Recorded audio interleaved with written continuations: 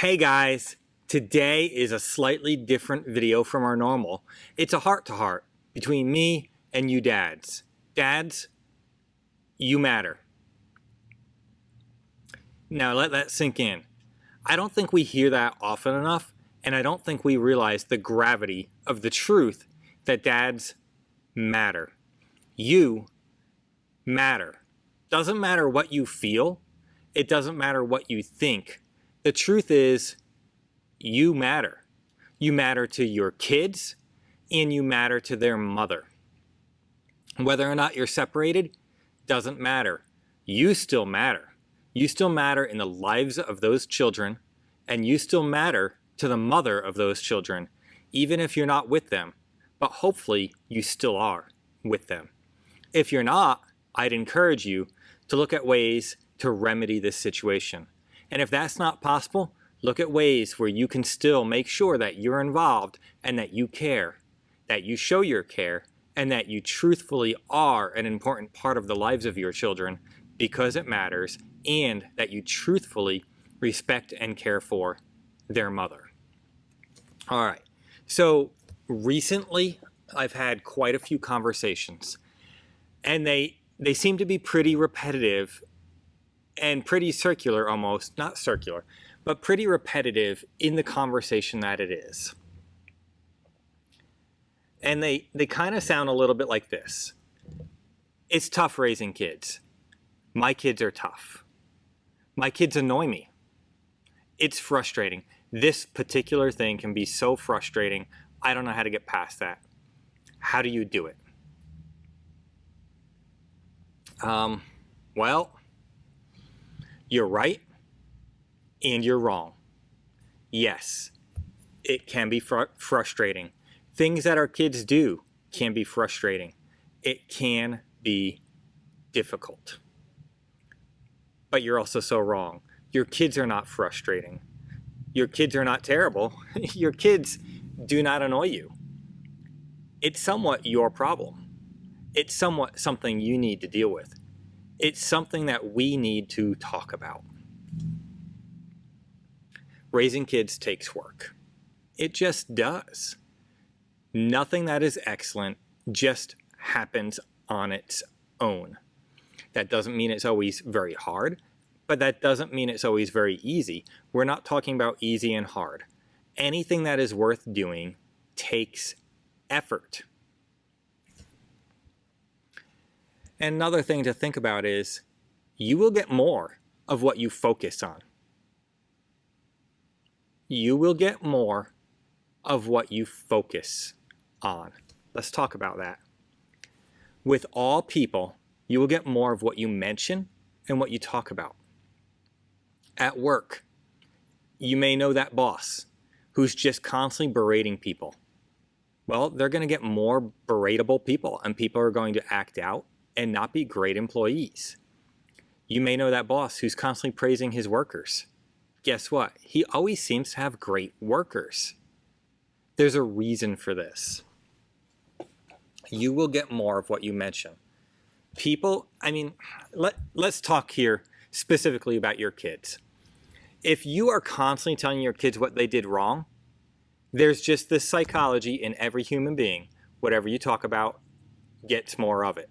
So if you're constantly telling them what they did wrong, they're going to continue to do those wrong behaviors. Now, that doesn't mean we don't correct bad behaviors.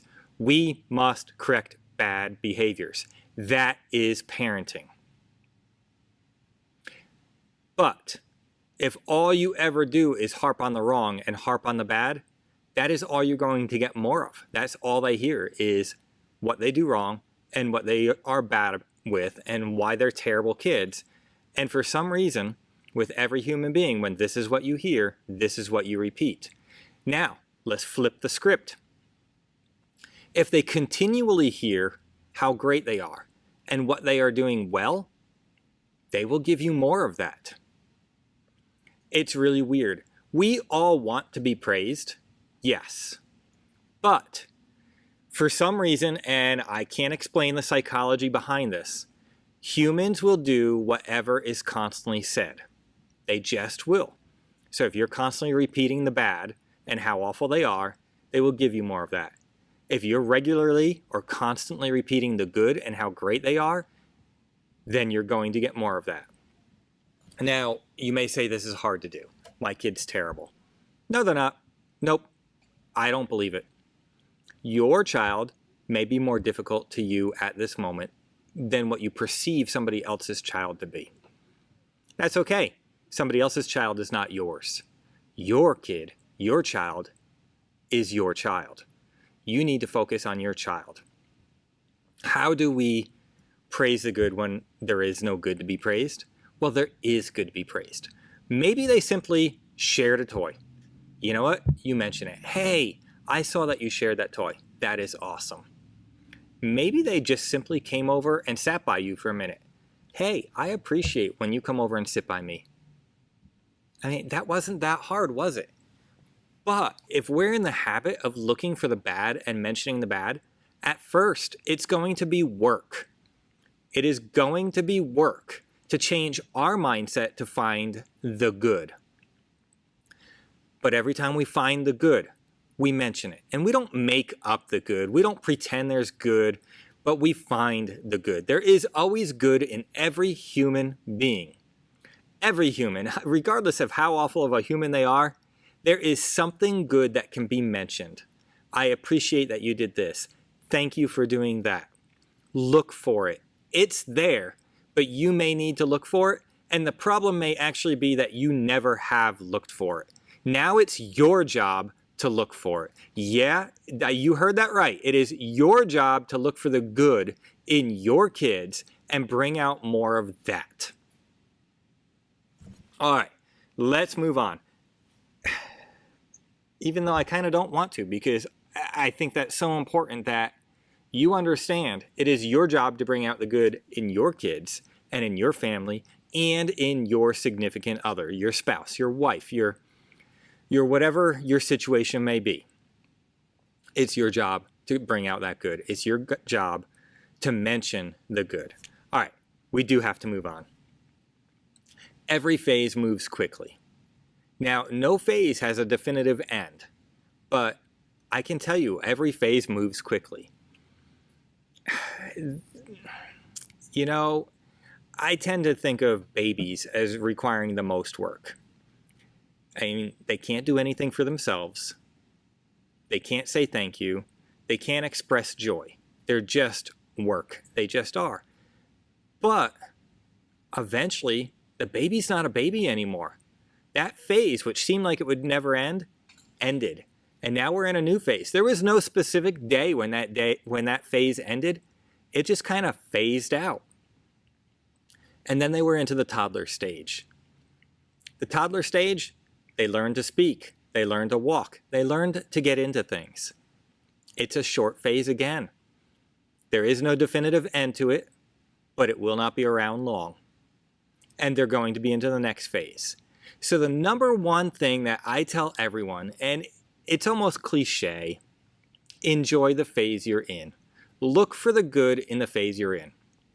If you continually focus on the stress of the phase and the difficulty of this phase, that is all you're going to see. But when you look at and look for the moments of joy, the enjoyment in this phase, you're going to find it. And I guarantee you, there is more joy in this phase than there is difficulty. But for some reason, we let the difficulty magnify itself out to tell us that's all there is difficultness.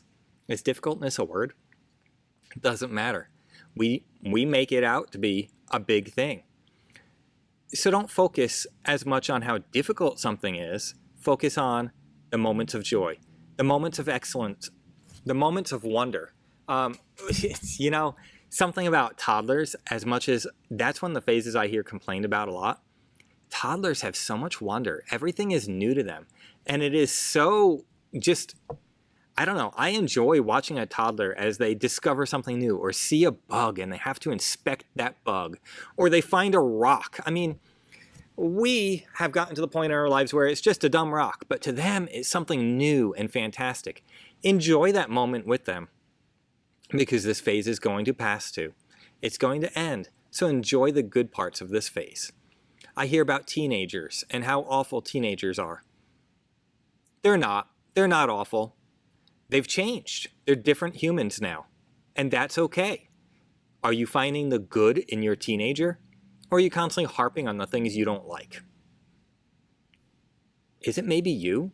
Is it maybe that you have a problem with them being a teenager? Is it that you're bringing out the worst in your child instead of focusing on how great they really are? Just think about that.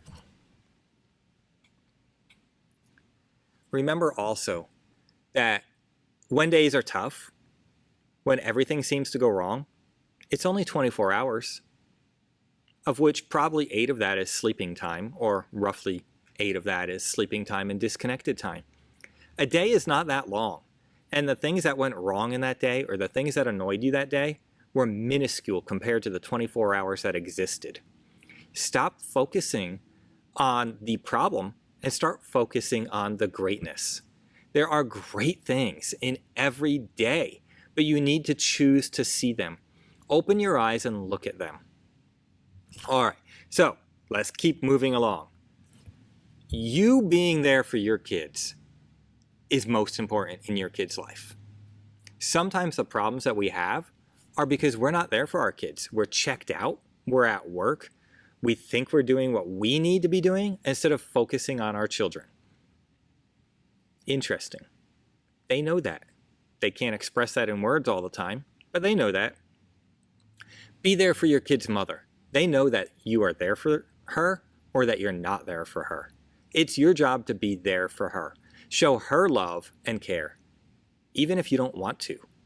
You still have to show her love, care, and respect. You just do. Sometimes life and being an adult is doing things that we don't want to do. Your kid's mother matters to them, and she should matter to you.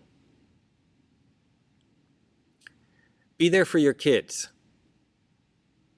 Yeah, be there for your kids. Present. Be present for your kids. That might mean putting down the phone, turning off the phone, putting the phone away. Maybe that means turning down overtime. Just be there and be present. It may appear as though life is happening in your kid's life and they don't care if you're there or not, but they do. And it matters. It matters a lot. And it makes a big difference in their life. They don't need you to make more money. They really don't. Whatever amount of money you have, you can find a way to live on it. It's okay. They don't need the fanciest things. They don't need the nicest things. More money is not going to make a better family. It will not. And it will not make your kids better. They don't need you to work more. They probably need you to work less because they need you to be there for them and be present. Kids feel safe and secure when you are there. Interesting. We often think more money and job security will make our family more secure. It doesn't. Our kids and our families are more secure or feel more secure when we are there and when we are present. So how do we do this? First, find out what they enjoy. Ask them. Simply, ask them. What would you like to do? What would you enjoy doing? Would you like to play a game? Would you like to go to the park? Would you like to go play baseball? Not all kids like sports. Not all kids like games. Not all kids like the park. Find out what your kid enjoys. And shocker, it might be different than what you enjoy. That's okay. They're allowed to enjoy different things than you enjoy. But being a dad, you are going to do things with them, whether you enjoy it or not. Again, we're going to be an adult here. We are going to love our children and care for our children. Now, sometimes you can redirect slightly as long as it's still what they enjoy. If playing board games is their thing, that means they enjoy spending time with you playing board games. Maybe there's a board game that you just don't like. You can ask, hey, can we play a different board game? Still, let's play a game together, but maybe we can play a different board game together. That's okay. You can do a slight redirect there, keeping within the theme of doing what your kid wants to do. When your kid comes to you and says, do you want to see my schoolwork? The answer is yes. I want to see your schoolwork.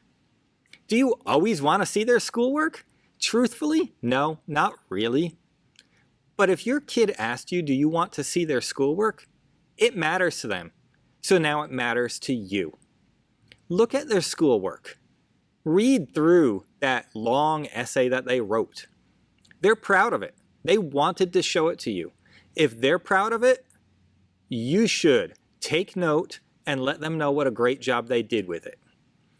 Maybe this is not the time to criticize the typo that you found in their essay. They're proud of this work. Now that doesn't mean you praise everything that's terrible. No. But they're proud of something they just did, and you're going to take the moment to be proud with them in that moment and let them know what a good job they did. Find the good in that moment. You're going to have to say no to things that take you away from your family. That's important. Do you want to love and care for your family? Do you want to be an awesome dad? Learn to say no. There's always things that take you away from your family. Always. Somebody asking for help with this, somebody wanting that, work wanting more overtime, the boss wants to call you all day and all night. No. Your family matters. Your family matters more than your job. Your family matters more than everybody else around you. Your family matters. You need to say no to things that are taking you away from your family so that you can invest in your family. One of the things that we do in our house is we have one day a week set aside. Yeah, this sounds like the Sabbath. Well, because it kind of is like the Sabbath. We have one day a week set aside. There is no work allowed on that day at all. We may not work. We may not do things that are work. And guess what? In our house, it's not Sunday. You know why? Because Sunday is a busy day. In our house, we go to church on Sunday. We participate in small group on Sunday. We meet with other people on Sunday. Sunday is a busy, busy day. It is not a family day. It just isn't. And in most houses, Sunday is not a family day. It's a busy, busy day. So maybe Sunday is a great day for you to make your family day. It probably isn't though. So find that day where there is no work and you just do things with your family. Maybe that means you're sitting around playing board games all day. Hopefully it doesn't mean you're just sitting around watching TV all day. Maybe you get to go to the park. Maybe you ride bikes. Maybe you go to the aquarium. Who knows? Whatever it is, that day is just a day for your family. Every single week there is a day where there is no work. Period. Talk about being present with your family and showing them that they matter. That's one big way to do it. Dads, it may not always be easy. That's okay. The more you enjoy your family, the more you will enjoy your family. Did you hear that? The more you enjoy your family, the more you will enjoy your family. So although right now it may be hard for you to see how enjoying your family and enjoying your kids will be very difficult, you don't know how to do it, and you're not sure you want to do it, well, the more you do it, the more enjoyable it's going to become. Partly because you're starting to see things differently, and you're starting to see the enjoyment, you're starting to see the joy, you're starting to see why your family is fantastic. No one can replace you. You are the one dad to your kids. They don't have another one of you. You matter to them. Step up and take part in your family. Be there for your family, being the best dad your family can have from you. You're not necessarily trying to win Dad of the Year award here. and you're not competing with other dads. All you are doing is being there for your family and their needs. You can do it.